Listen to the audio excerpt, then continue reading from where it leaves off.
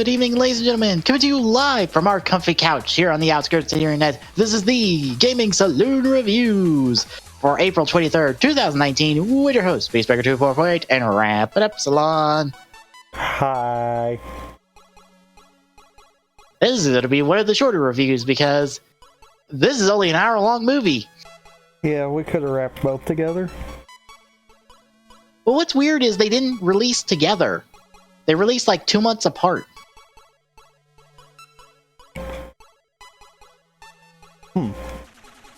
And also, this kind of works better because both of them are drastically different.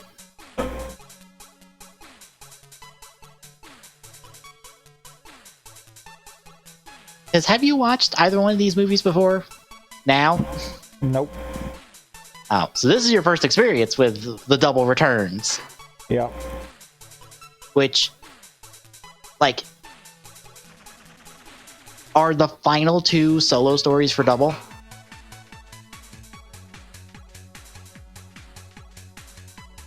Like, when we get to next week with Double Returns Eternal, that is Shotaro and Phillips' last appearance until Megamax.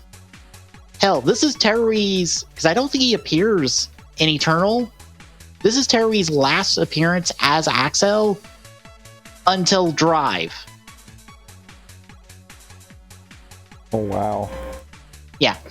He does not play Accel again until Drive for the little cameo appearance, basically, in, wasn't it in the Chase movie? I honestly don't remember. I want to say it's a Chase movie. So I know it's not the Mock one, and I'm definitely sure it's not the Heart one. So it has to be Chase.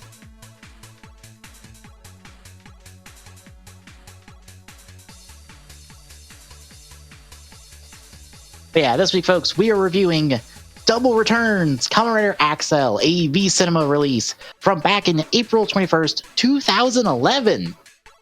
8 years ago. It is so weird to be like, wow. God, some of the stuff feels... It feels old. It makes you feel old. Like, how far back this is. But to put in perspective, the 31st episode of O's and the 10th episode of Gokaiger would have aired 3 days after this movie debuted. And this is also 7 months after the end of Double, in terms of release.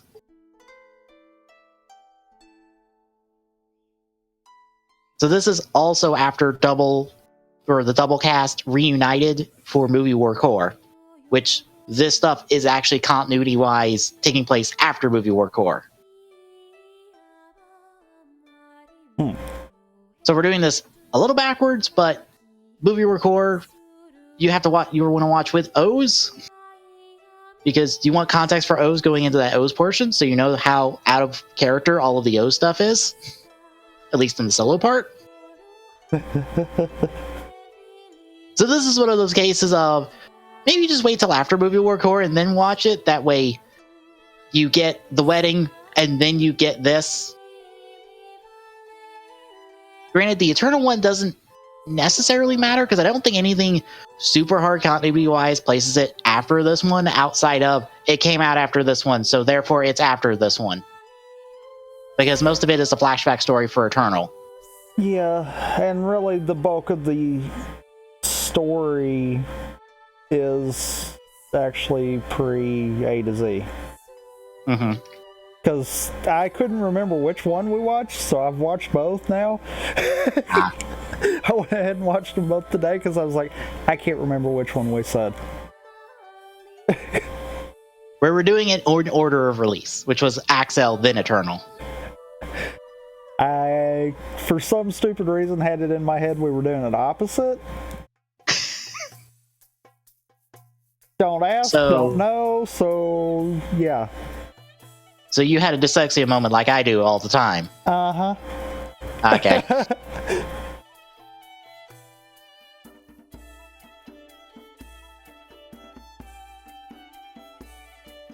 Because trust me, I do that all the time.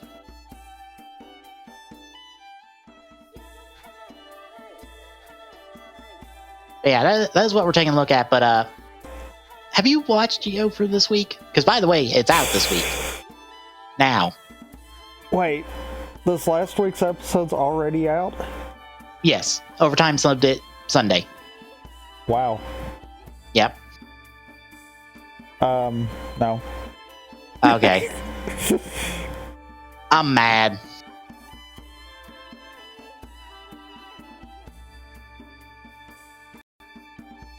I feel like this is a loaded question, but why?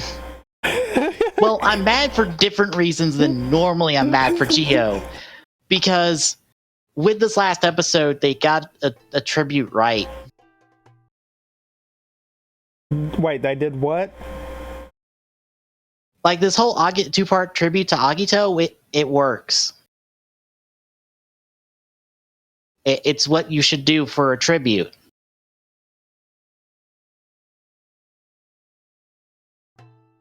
I am at a loss of words. The problem is it took us 30 episodes to get here, but it's done right. Like, Soichi is a part of the main plot for both episodes. He helps Tsukiyomi's development and like help her like come to terms with the fact that she's a time jacker. Whatever the fuck that means. Yeah. Which apparently she's a different kind of time jacker from Aura and Uru. Like, she's apparently the same kind of time jacker that Schwartz is by his own admission. Which they didn't answer what that means because it's a mystery. Like, Panda Pill episodes from the end of the series, but fuck it, whatever. I don't care at this point. Tsuichi as Agito gets to participate in the big fight against another Agito at the end. Granted, it's a giant mob fight against all of the other Agito clones. Which okay. I think all... Okay. Oof. Okay. I don't mean to kind of diss one thing that they have done right. Uh-huh. But in them doing that right, they did their own show wrong. So I know. We've got a whole nother issue there. I know. It's almost like this week wasn't Geo. I'm like, so it was good. Yes. Like I can't believe I can say that. And what's even weirder is that if you told me that these were early episodes of Geo, regardless, like ignoring all the form stuff that's going on, I would buy it because this feels like an early episode of a goddamn writer series, which makes me think that after we dealt with another Geo, they soft rebooted the series. You got to narrow that down. After Trinity, they dealt with another Geo, or initially? No, before the Blade arc, they soft rebooted the series. You see why I said that, though? Yeah. With the Blade arc, it was a feel like they could have done that from there too, but yeah. Yeah. Yeah. After they dealt with another Geo, and before we got in the Blade, they essentially soft rebooted the series because their answer to why the another writers get to exist at the same time as the proper writers is wholly and wholeheartedly shut up, we don't know. There's no definitive answer. People have headcanon better answers, and you know what?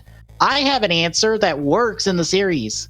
Because they keep saying it's a paradox, but for wrong reasons. Because it's a paradox because of Geo 2's early debut and Gates Revive and all that other bullshit.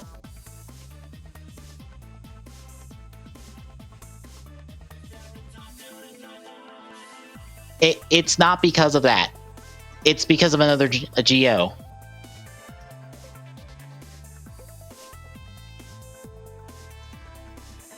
Another Geo created the paradox, and it's broken how the another writers work now. That's that why another actually make the most sense because that's kind of the same time that all happened.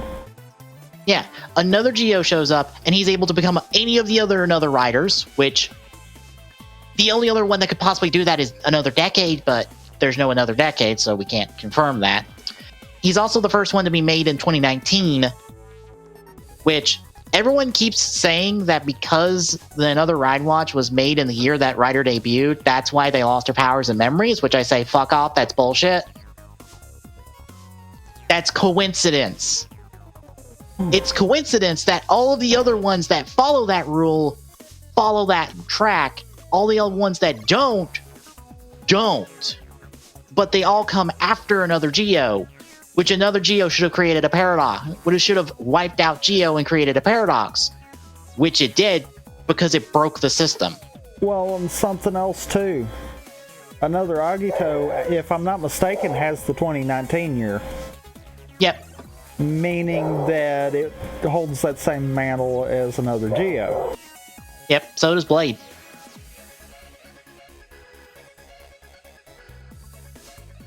Because Another Geo created a paradox where it should have wiped out itself and all of Geo, but it didn't.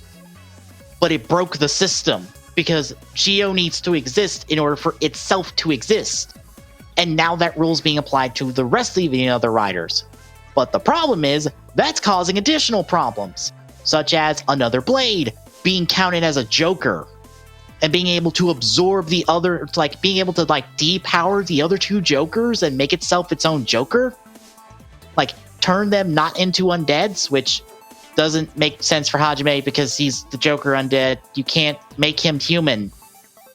That human form of his is the human undead. He's still technically an undead, but whatever. I guess we'll just pretend. And Another Agito is able to make essentially clones of himself and make more Another Agitos.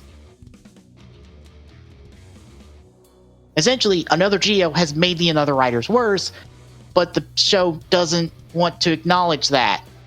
Even though that would be the easiest fucking explanation in the world. The only other thing I could maybe see is it also being tied to Geo 2 and Gates Revive. Because they did all debut at the same time, kind of deal.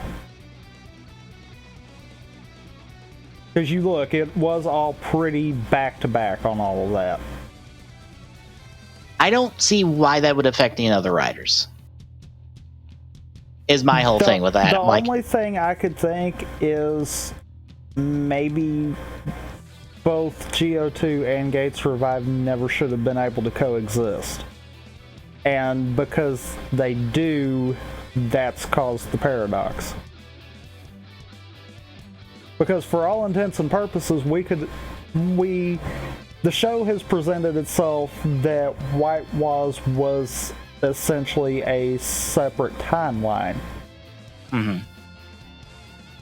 So maybe it's not so much Geo 2, it's the fact that Geo 2 and Gates Revive coexist. Maybe in White Waz's timeline, Geo never gets Geo 2, but Gates gets Gates Revive and is able to overpower Geo.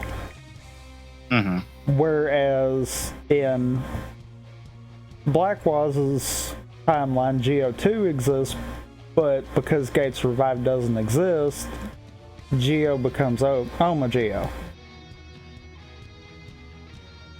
So here we've got this mismatch of both proclaimed main riders coexist now, so it's kind of just threw their timeline in this weird limbo state that shouldn't exist.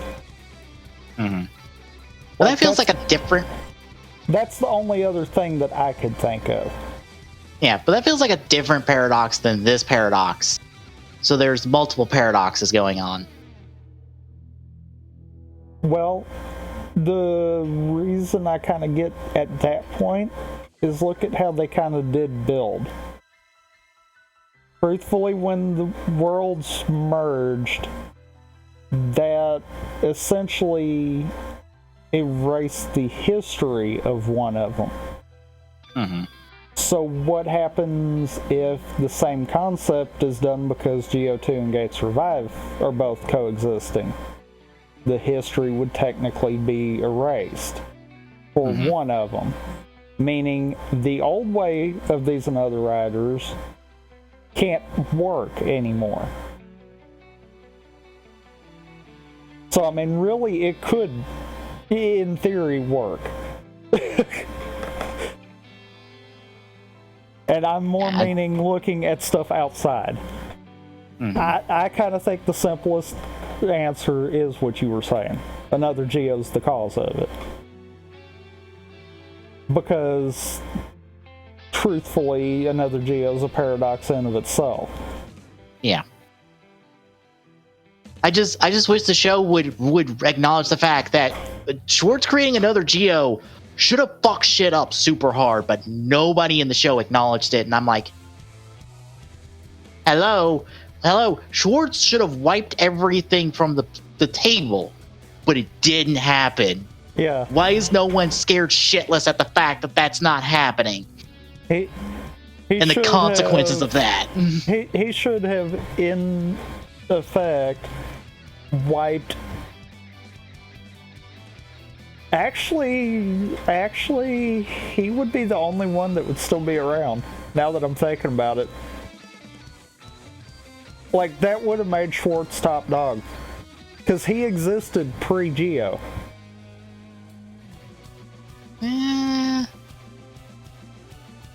It depends on the extent to which it rewrites the history of the villains. And unfortunately, we only have one weird oddball example to go off of. Because, like, Schwartz is connected to the creation of Geo and predates his existence, but would that not get rid of him because it gets rid of everything connected to them? Because I don't think it would, because he would have been a time jacker before anything pertaining to the rider could have happened. Yeah. So that's one of those. Honestly, I think he would be the only one that wouldn't get affected by it. Like, Which is probably why the rest of the slate should have been cleaned. Yeah.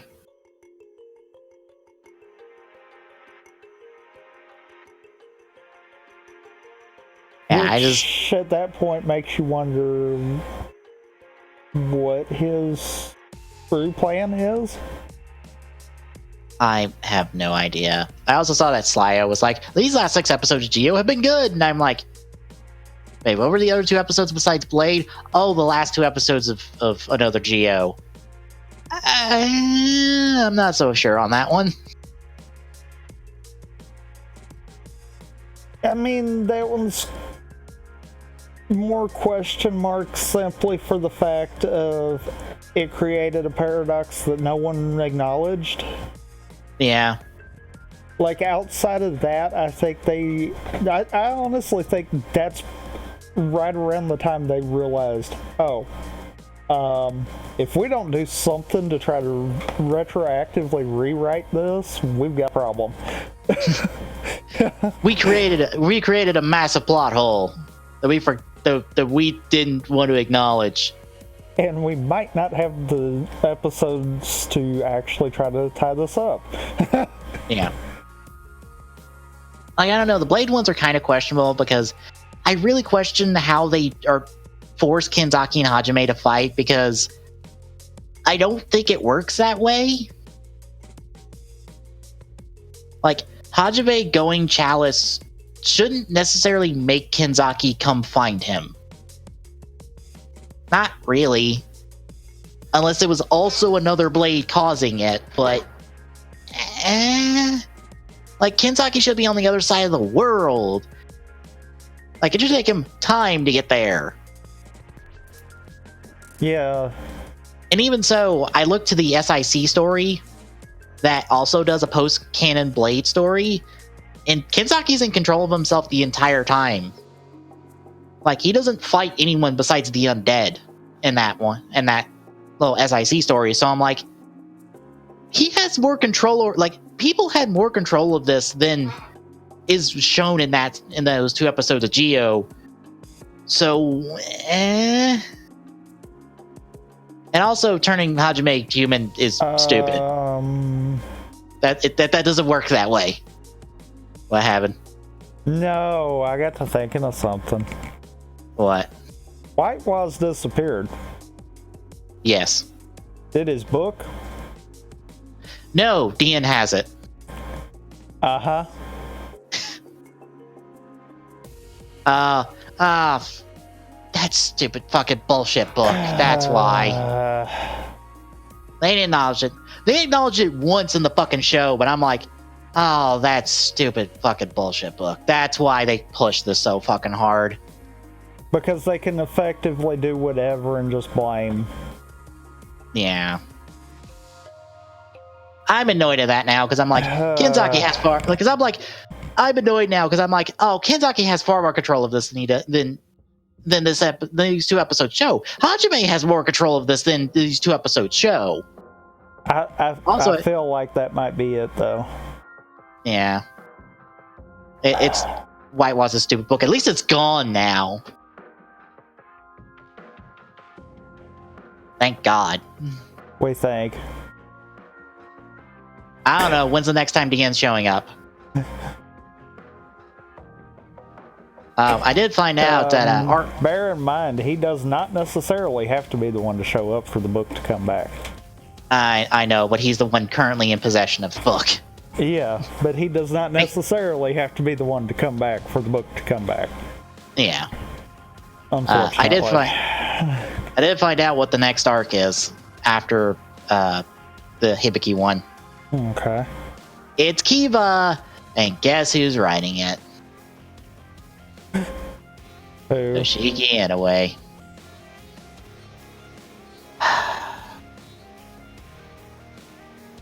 And I don't have a translation of the summaries that are attached to these, but one of them mentioned that Sogo's girlfriend breaks out of jail, apparently.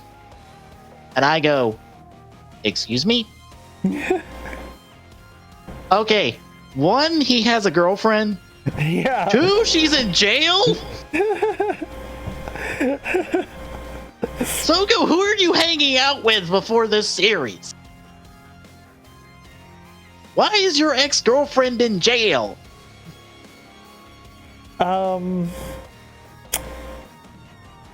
Okay. Like, that could be a wrong translation. I only like.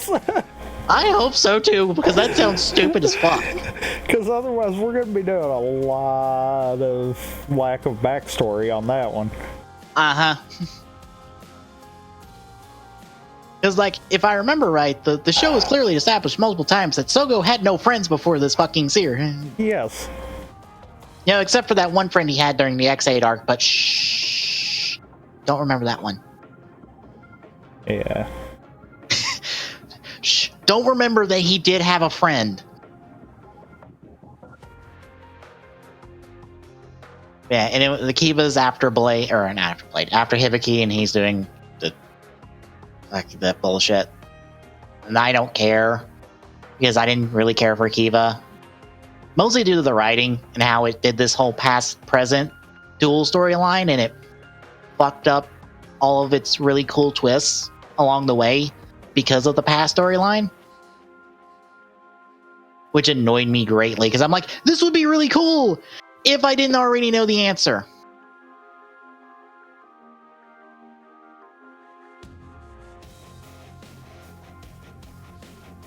Like, I already know, like the thing you're trying to, like, surprise me with.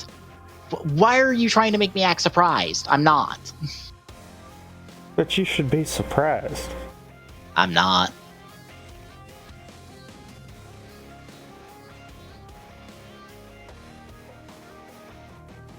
Yeah, I just couldn't believe Geo managed to crank out a good fucking tribute.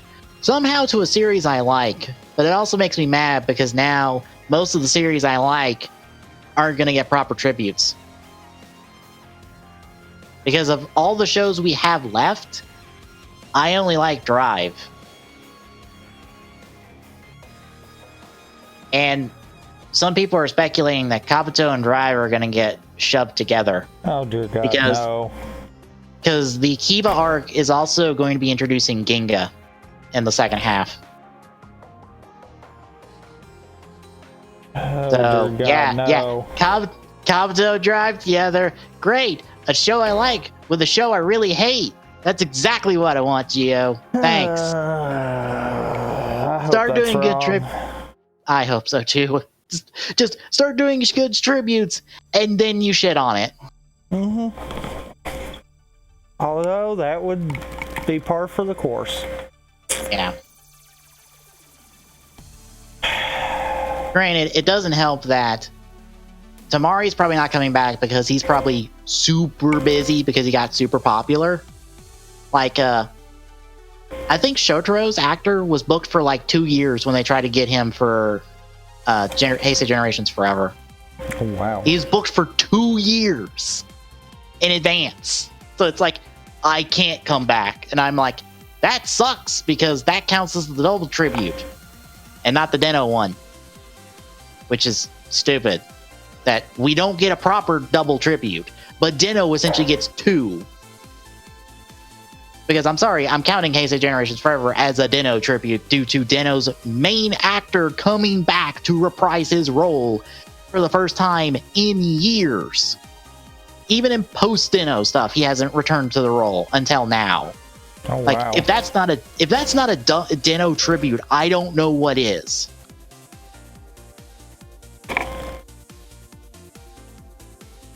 Which sucks. It also counts as the Kuga one, which is a nice double hit for me because I like both of those shows. So Kuga's out the door and Double's out the door, but Den-O gets a second one. Yeah, I just hate it because I'm like, on one hand, I want to give Gio credit for doing something right. On the other hand, I can't because it's still fucked up. Because all this backstory with Tsukiyomi feels like we should have known it by now. Like, her having amnesia before she hooks up with the Resistance, her connection to the Time Trackers, we should have known that shit by now. We should just now be finding out the real, like, what's the deal? Ah, but see, we do that all at once. Well, it's like, okay, you say that, but it's like, look at the fact that just last week we know why Gates hates Waz. Oh yeah, fuck, I forgot about that part. I mean, it's like, why are the writers of Geo trying so desperately hard to screw this up? Yeah. Because that's all it is. Like, they're trying to screw it up now.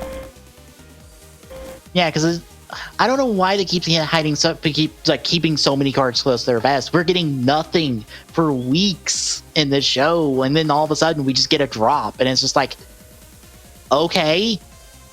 Because like this revelation of Tsukiyomi being a time jacker should mean something. It should be important, but we don't know what the time jackers are.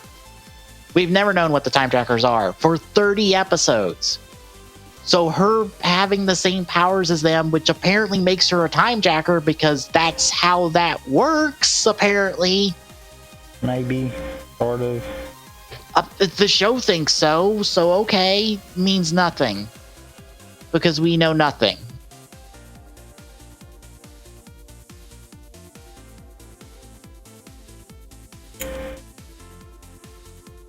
So yeah, there's me ranting on Geo because I watched it, and then later that day, because I believe I watched it on Monday. It might have came out Monday. On Raw, Bray Wyatt came back as a Blue's Clues style host of a children's show with puppets and stuff, and did a segment on Raw with that, and it confused me greatly. And if that sounds like what's in your head, you're right. And I have no idea what to think about it.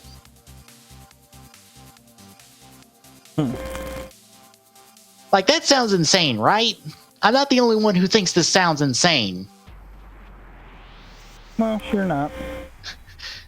Ex-cult leader turned children's children's show host with puppets and stuff. Ugh. Oh. Shall we get into the movie itself? I guess we shall. All right. Yeah, like I said, this came out in April of 2011, well into Oz's run, where after Movie War Core, which means, just as a setup, Akiko and Terry are married, and they've been married for a while. So if you're wondering why, if you're watching this after watching the double and go, when did they get married? It happened in Movie War Core. Just go watch like the first. Well, I can't say that because depending on the version you watch, I think the director's cut of Movie War Core flips the solo segments. So double's not the first one anymore. That's weird. Yeah, and it ruins a joke in that portion because I forget who it was. I want to say it's it's Sats-chan who makes some joke about the time to the wedding, and that time to the wedding is the actual runtime to when the wedding happens. But since they flipped the segments in I believe the director's cut, they ruined the joke because it doesn't work anymore. Which makes me sad.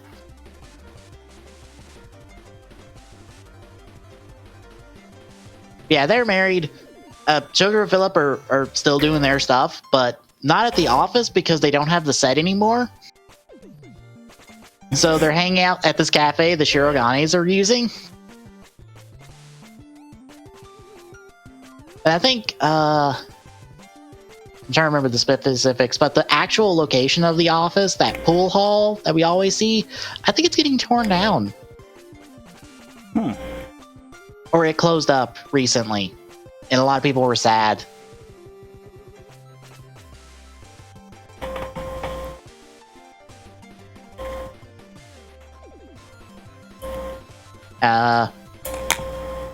There's not much else. I don't think we have a specific time period from the end of Movie War Core to now, just time has passed. But we kick off with a montage of pickpockets taking stuff from random people. Some of them doing it in a more conspicuous manner than others, because I'm sorry. Some guy walking up next to another guy just holding up a newspaper next to his bag looks really suspicious.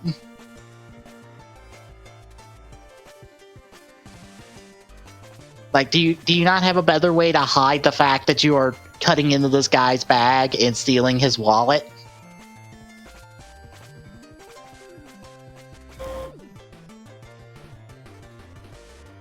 But eventually, this montage, Terry shows up and interrupts them stealing something off somebody. But the group runs and gets away. And they head down an alley. Except they are then attacked by a group of Dopant goons that are not masquerade goons. They're unnamed goons that are connected to the Dopant of this movie. I don't think they have a name. I think you're right. I don't think they do. They are, I guess, like constructs of spoilers Commander.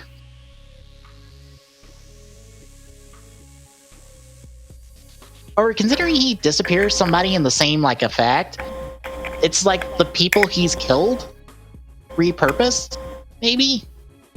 Maybe? That's a weird detail I noticed that I'm like, did you reuse them?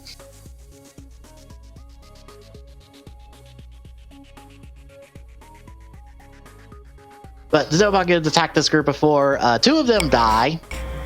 One of them gets away as the important girl, Aoi, is saved by Terry, but she hates cops and thinks they're murderers.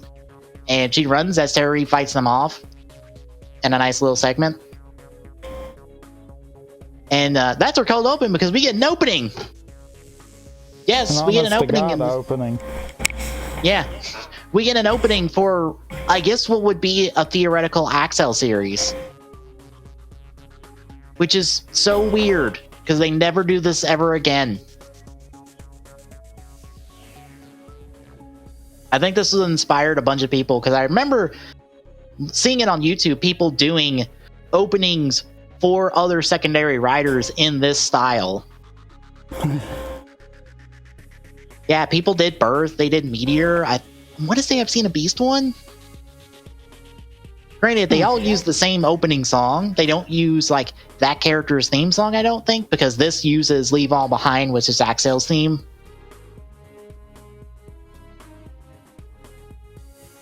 But just as a quick aside, do you recognize Aui's actress? I feel like I should. She was in the last Rider series.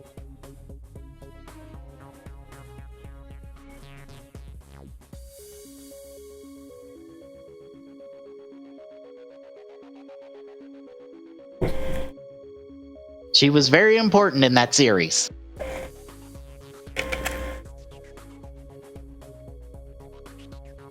Yeah, I'm drawing a blank. It's Sawa. Ah.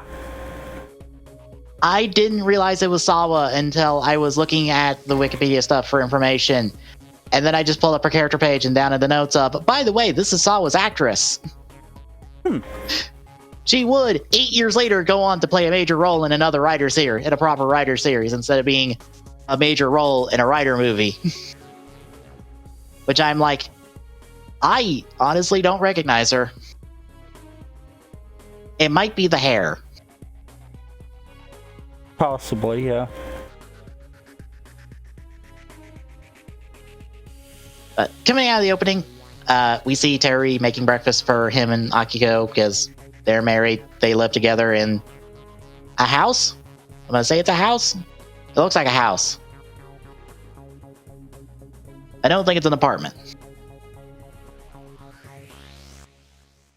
I think a house. Yeah.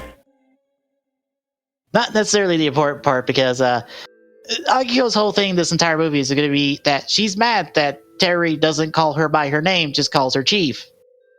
Because Terry's bad at this. He gets a lot of other things, but he doesn't get this part because it's Terry. So.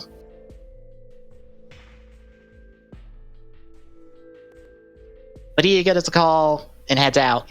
Because at the office, Terry's team, which essentially consists of him and the other 2 cops of the series that have names, Jin and the other guy, because I never remember the other guy's name.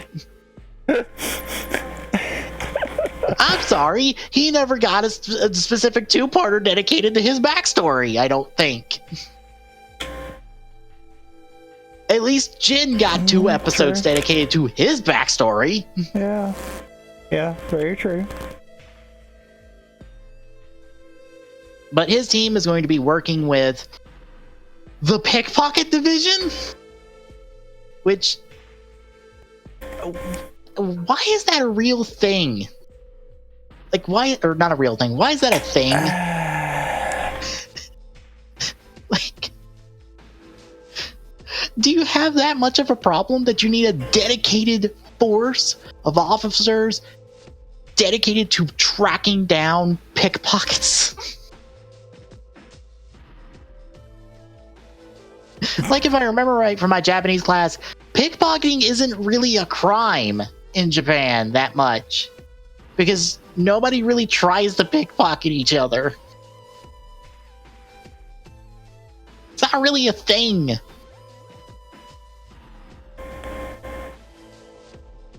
You'd be more likely to have other normal crimes than pickpocket crime. But we got this division with an officer, Yukihiro Ono, and his boss, Hiroshi Sagami.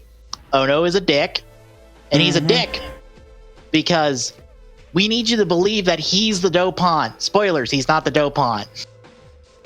Although they did a very good job at trying to throw someone off on that, though.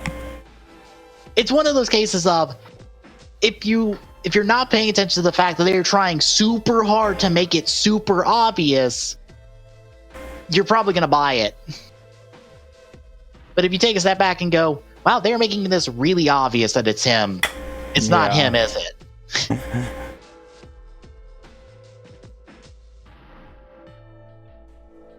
But they show the board and give an explanation of how these pickpocket groups work, which once more feels like these guys have to do more than pickpocketing, right? For them to get their own division based on them. Like, this feels more like a task force after a very specific group of people, not just pickpockets in general.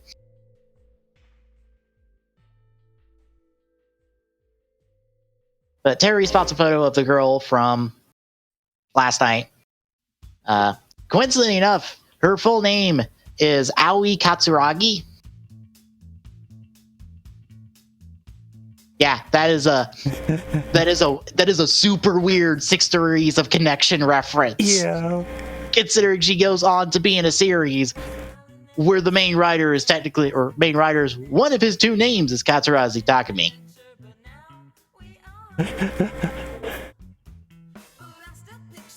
Gotta love weird references in Tokusatsu. But him, Jin, and Ono head out, and they find her in a bar as she's lifting a wallet off the rider. By the way, Keiichi Hasegawa, who wrote this movie and wrote part of Double, yeah, that's him she's trying to steal the wallet from.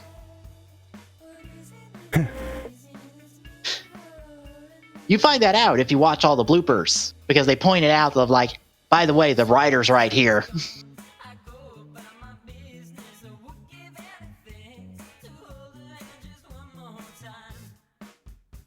But this is where we get her backstory and find out, oh, by the way, my father was killed by a cop turned dopant, which Odo doesn't believe. And Terry's like, that sounds suspicious. Maybe we should bring you in and protect you, and maybe I need to drop you off at Shotaro's for a little while, because you're better off being there than at the police station, possibly. Because I feel like that was his plan. Yeah, I'd have to say that probably was.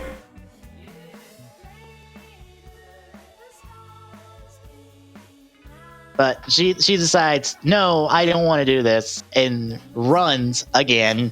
But Terry catches up to her, and she tries to put the moves on him, but it doesn't work. Because Terry's, 1, married, and 2, Terry, this didn't work in the series, it's not going to work now. But she does pilfer the Accel memory off of him. But he decides to make the brilliant decision of cuffing himself to her so she doesn't get away anymore, which turns out to not be a good thing in a little bit. Yeah. Because they are confronted by the Dopant Goons. But since Terry can't find his memory, he then has to fight them with his fist, her, and a gun that he's apparently had the whole time. Which confuses me of, when did you have a gun? How long have you had a gun on you? He's always had a gun on him. It's just, it's in the pocket dimension. Well, I don't mean that. I just mean, like, did you never think to pull this out in the series for anything? Like when you were confronting Weather the first time, did you not think to pull the gun on him and be like, "Fuck off! You're coming to the station"? I mean, memory works better. Apparently so. I just found it hilarious that I'm like, it's like, okay, I can't transform. Although I believe technically he still can, because I think he can go straight in the trial. I honestly don't know, because we always see him go Accel and then trial. I feel like we've seen him go straight to trial. I don't think we have. I might have to look into that, because I'm like, he has a trial memory on him the whole time. I'm just like, you still have trial. You can go trial. She didn't steal that one. I mean, in theory, I would think he could go straight trial. Yeah. Because, case in point, we know Double doesn't have to go Cyclone Joker every time. Yeah. But Well, Cyclone Joker / Fang Joker. Mhm. But I don't think we've ever actually seen him go straight trial, so I don't know. Mm-hmm. Yeah, they have an extended fight. But then Jin shows up. He's like, hey, I'm here to help, and proceeds to have a fight with the goons that he does actually good at. Gotta give him credit. Until he gets punched in the face. Yep. Poor guy's got a glass jaw. But he does better than Glass Joe.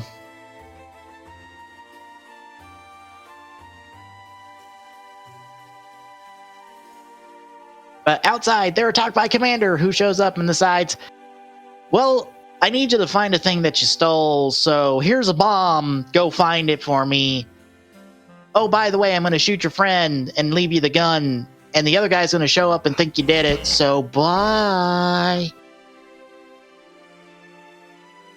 And also the one that shows up is Ono, who thinks that Terry shot Jin, which... Is it weird that as someone who's seen and played Ace Attorney, I can buy that?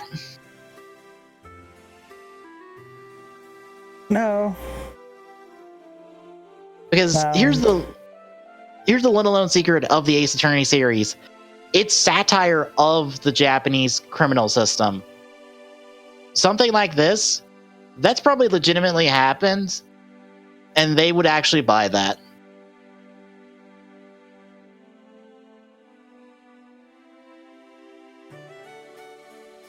Which, oh my god, Ty today went through the final, or like the finale case for the first game.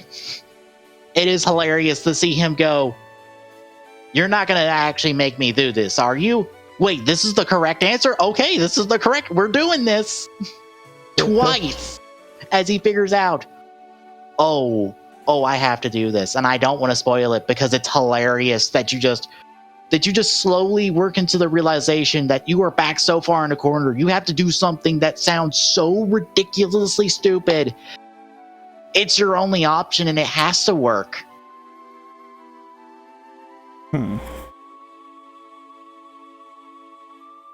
We'll get to it sometime on the stream. And I hope you're around for both of those, because I would ask you what the option is. Or what the correct option is, and see if you get it.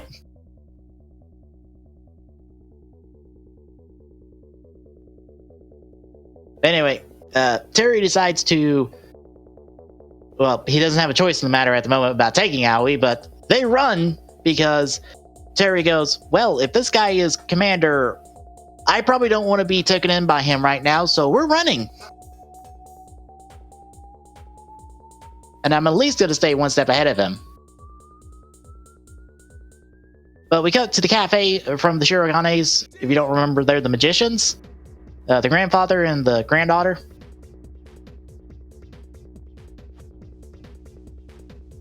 But the grandfather is trying to cheer up Akio from her weird argument that she's hung up on still. But yeah. Lily pushes the buttons further by giving her divorce papers and making jokes about it. And I'm like,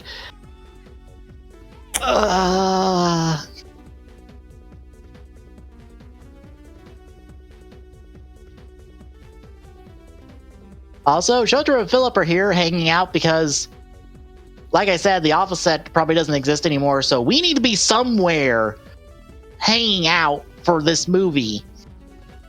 So I guess we'll hang out here.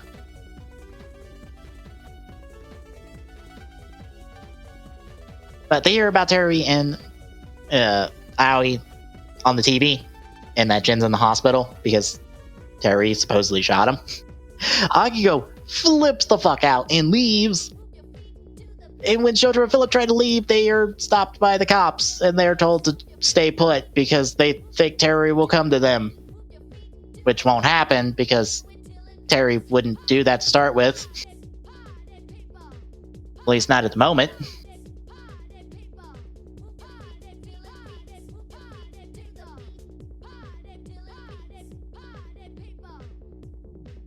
We come back to Terry and Aoi. He gets the cuffs off of the two of them. and they head out to find her teammate that ran the night before, because he knows where the thing that they're looking for is. We find out he's in a massage parlor getting a massage with all the money he got, which I guess is a lot of money. I can't tell. All I know is that in a bonus scene at the end of the credits, we find out that the masseuse took all of his money. Well, he wasn't looking. Yeah, she just took it because it's like, oh, well, if you're gonna leave it all here, I guess it's my tip.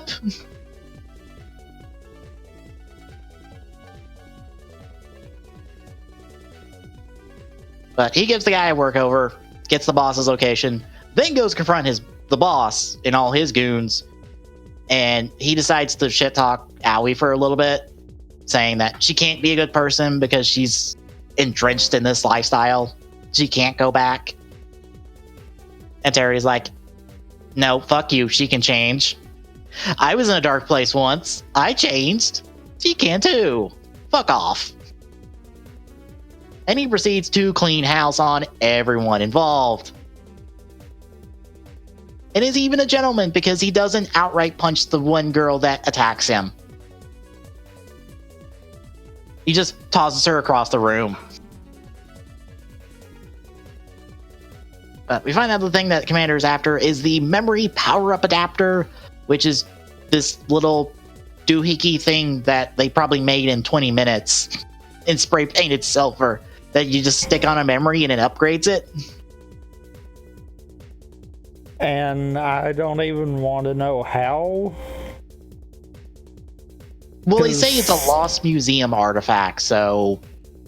Yeah, I mean... I get the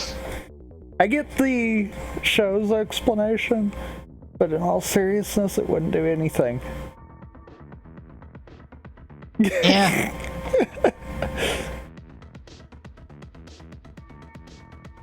And also weird how it differs, but I guess it's a difference of the type of memories.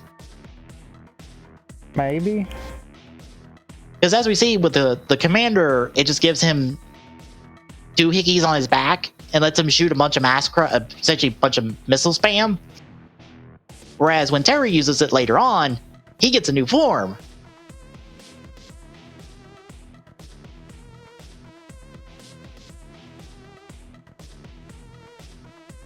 But which, the guy, I mean, I guess that could be explained because of it being in a driver. Yeah. I don't know.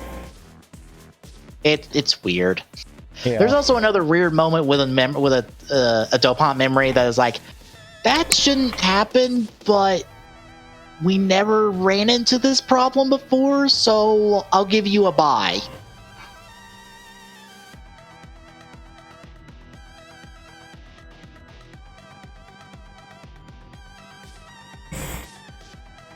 But the guy tries to use a unicorn memory or unicorn Dopant memory he has on him, but Terry's like, nah, fuck that. I ain't dealing with two Dopants this movie. I'm only dealing with one of them. Just rips the memory from him, smashes it immediately, takes the adapter, and the two of them leave.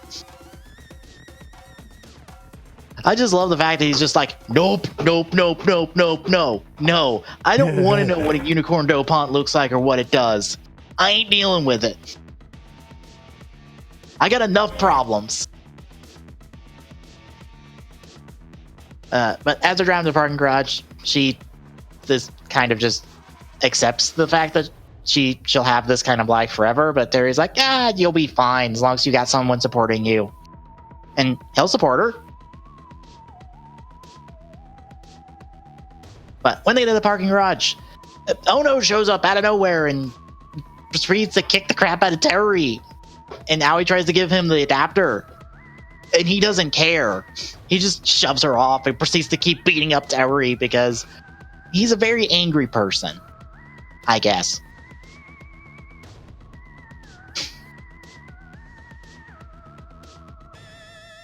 That's when Sagami shows up and he tries to take Aoi away.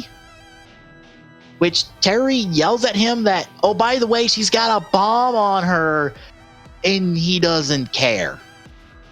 which should be your first clue of, oh, he's the Dopon, isn't he? Because he seems not very concerned about this. I also don't know why Ono's not concerned about this, but I guess it's because Terry is now a criminal and he doesn't care. Yeah. But Aoi does pilfer his badge off him and gives it to Terry, being like, yo, it's this asshole.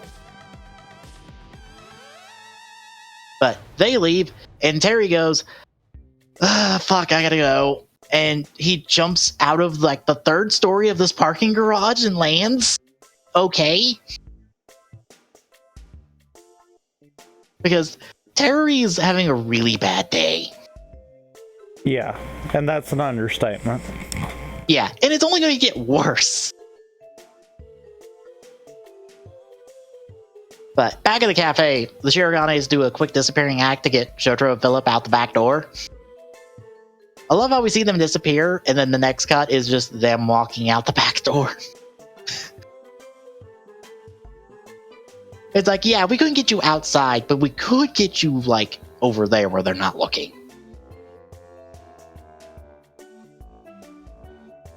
So Shotaro and Philip are on the way to help, and I assume Philip does a quick look up to figure out, like, what the fuck's going on, and get up to speed, and figure out where they are. Granted, maybe. I like to imagine that happening because I do want the scene of Philip trying to do a lookup on the back of the motorcycle as Shotaro drives.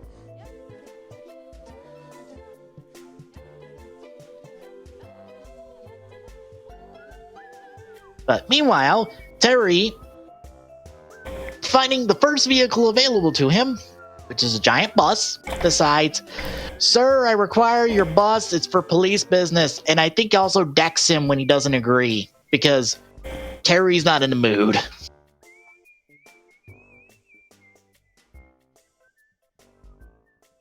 But as he tries to drive away, Akiko shows up mad because, you know, that's her, most of her state of mind this entire movie is mad about their argument. And Terry has time, but doesn't have time to explain what the fuck's going on. And it's just like, fine, you're coming along. I hope nothing bad happens. So he drives off, manages to catch up with them. It gets them off the road, but they get out first and they run. And Terry, like, says he'll save Aoi, and Akiko's set off by this and proceeds to slap the shit out of him for it.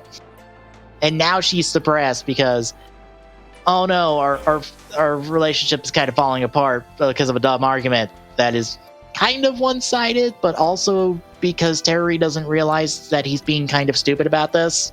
Yeah. Like, don't get me wrong, Akiko's blowing this way out of proportions. But it's not like Terry's not at fault for this. All he has to do is just call her Akiko, like, once or twice every now and again, and it's fine. I have to think this is because Akiko has insecurities about herself that I don't think we really get into in the series.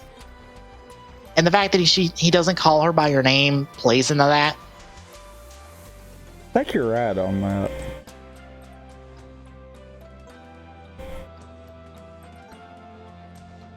But Terry, prioritizing one problem at a time for this day, goes after Sagami and Aoi because it's like, I'll apologize to Akiko later.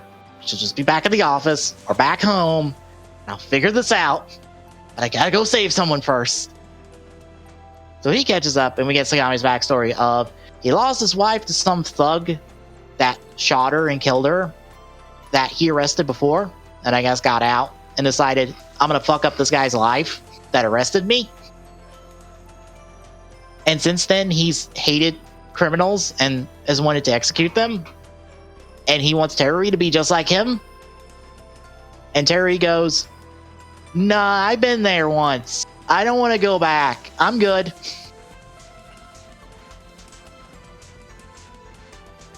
So after the commander, Dopont, throws the Accel memory back to him because he's like, join me. He goes, no, and transforms and proceeds to fight him. Which, by the way, Shotaro and Philip also show up and transform and help out because they Why get not? to be. They're here too. They're here to help. So we get Double and Accel versus Commander and the Goons. We just get a big beatdown on both these sides. We get Cyclone Effect played for the double fight. Terry does his best against Commander. Not quite enough because he keeps targeting his leg. And even in trial, it's not enough, especially when he upgrades.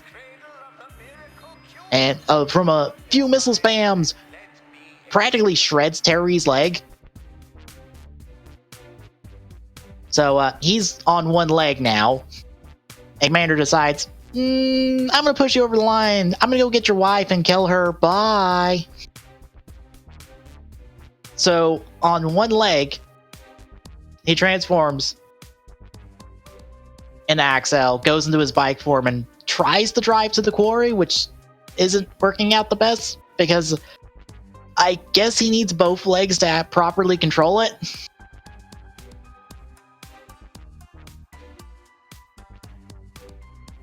So we get to the quarry. Terry kind of makes up with Akiko at this point, and they have a little bit of a conversation. And then the Commander shows up, transforms, blows up the thing that she's tied to. She's falling off a not very high structure, very slowly. Terry has enough time to transform, take a few steps, stumble, owie to come from around the corner, grab the adapter off the dopant, which, by the way, in the earlier scene when he transformed, he has the memory on him to stick the adapter into while he's transformed and stick it back in, which the dopant memories don't work that way, question mark? No, they don't. I say that because we've never seen an instance of them ejecting the memory out of themselves while still staying transformed. So I'm willing to give it a buy because we've never had this instance have to happen before. I still feel like it's a no. Yeah.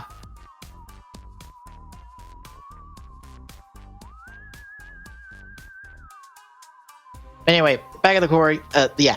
Enough time. Aoi come around the corner, stag the after, toss it to Terui. He has time to slam the Accel memory into it, slam it in his belt, transform into booster, fly over to Akiko, and grab her, and then, drop her off. We are talking minutes. Minutes. It's ridiculous. Yeah. I'm trying to remember where I heard this from, but I don't remember where. It's from a podcast.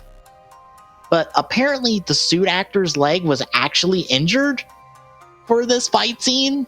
So they couldn't do a lot of footwork. Which is why Terry spends most of it flying on wires. So I'm guessing a little bit of this movie was rewritten to compensate for that. And you also have the weird connection because if you watch Forza and you watch Cosmic's debut, this fight feels a lot like that fight in some respects. And I think that's a coincidence, even though I think Sakamoto directed both. You know, you think this might have got rewritten a little bit to kind of accommodate for that? Mm-hmm. That would make sense with something that I kind of found to be a question mark. Anyhow, it could be possible, but I feel like it probably shouldn't have been. Why was Commander still in powered up form when he didn't have the adapter? True. Forgot about that part. I completely ignored that part. I'm like, oh right, you're still in your upgrade. Well, it doesn't help that it doesn't go in with the memory, it just sticks on his wrist. I mean, it's one of those, maybe the adapter powers up the memory for one use kind of deal, and it doesn't have to be there. That's possible.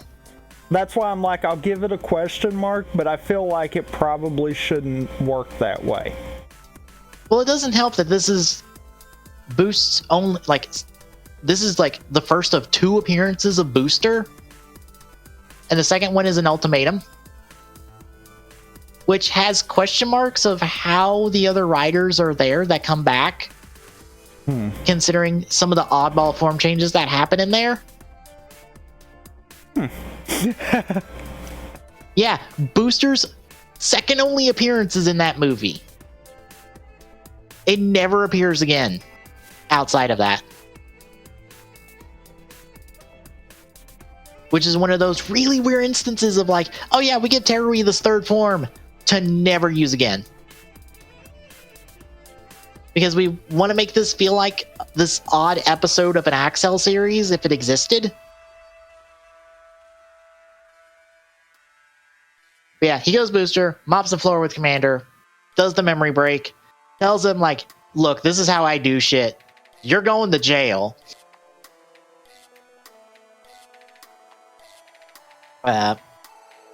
Those two get to hold hands after Aoi steals the divorce papers off Akiko and rips them up as her final crime.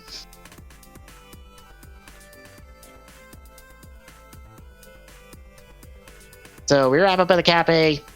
Everyone's there with Jin out of the hospital. We find out from Moto that he's going to go support Aoi because he realized he's an asshole and he needs to be better. At which point, everyone also decides to tease Terry by calling Akiko by her name in different, like flamboyant ways to get Terry to be like, you know, you need to do this. It's a part of being in a relationship. And we end on that note.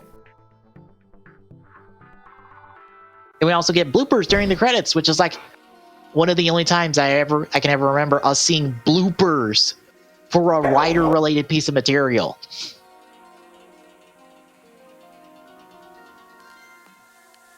And I love one of them is just 6 different cuts of Akiko slapping Terry. Yeah.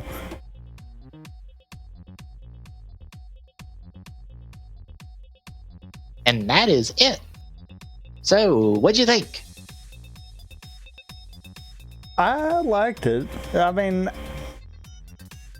I feel like for all intents and purposes, this could have potentially done something as like a mini-series.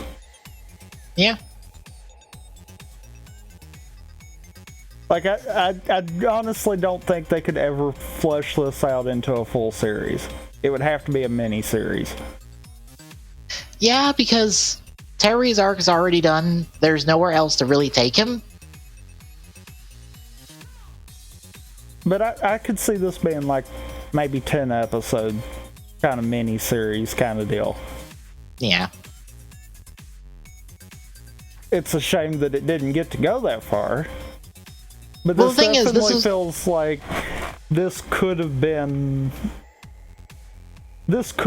something, but they intended for it to not be at the same time kind of deal. Yeah. Well, this is a V-Cinema release, like, you know, all the Gaim Gaidens and the Drive Saga stuff. Right. Like, this is what it is, which it's weird because we don't get another V-Cinema till Drive in this style. Huh. Like, there's no V-Cinema movies like this for O's, for Forze, or for Wizard. Which is weird because, especially for Wizard, there are characters you could do a V-Cinema story with. Yeah. Because you have the 3 mages, you have Wise Man. Hell, you could even do a Beast one with an early story from him before we hook up with him in the main series. Or even do something post-series. Well, yeah, you could do it, but you'd have to put it after Sengoku Movie Tyson because he doesn't have Chimera back until Sengoku Movie Tyson. And you couldn't... Why? Well, I mean, it's like... I mean, they've kind of proved with this that you don't have to do it immediately post-series. I know. It's just if you do that, you have to put it like continuity-wise. You'd have to write it for after that movie, which wouldn't be a problem. No.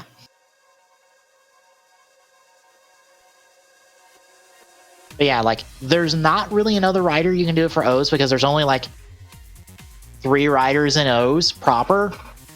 O's, Birth, and the other Birth. Because the only other writer we get is in Megamax, and it's Aqua, and I guess Aqua's. I almost feel like that would be a cop-out. Saying that there's not enough writers to do something like that with. Yeah. Like, there would have to be another reason. Yeah. Because, like, let's be honest. How many writers are in Double? 4.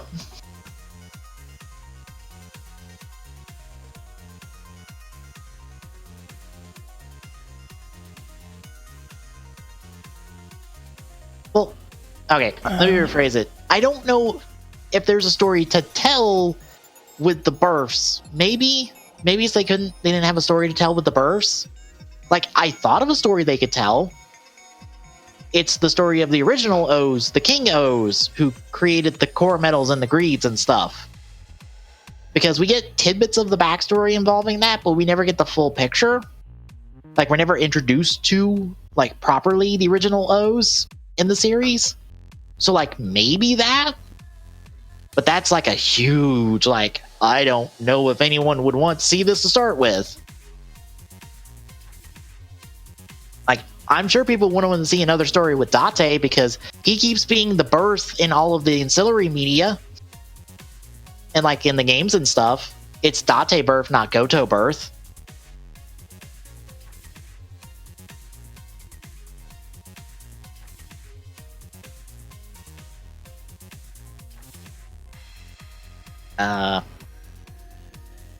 Like with Forza, I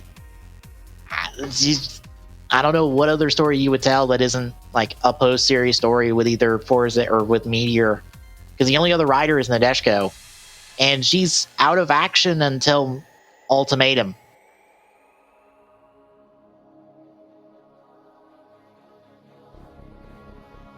So you have to wait till after Ultimatum to do anything with her. No.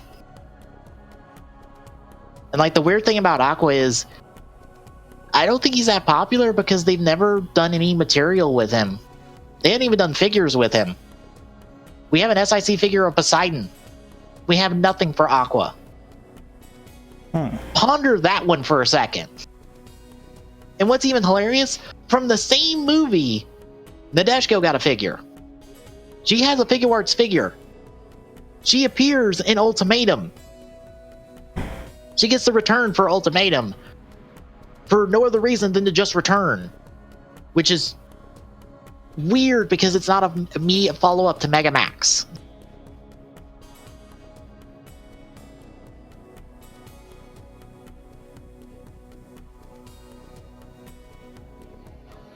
Yeah, I like this movie. I dug it as this weird little 1 hour theoretical 2 episodes of an Accel series.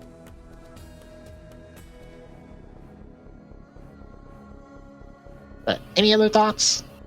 No. All right. So next week, we'll be taking a look at the other 1 hour V Cinema special, Kamen Rider Eternal. And we find out why Eternal went bad. I guess.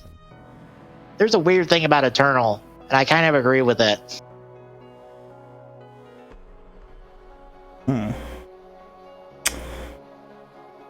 But we'll see you next week, folks.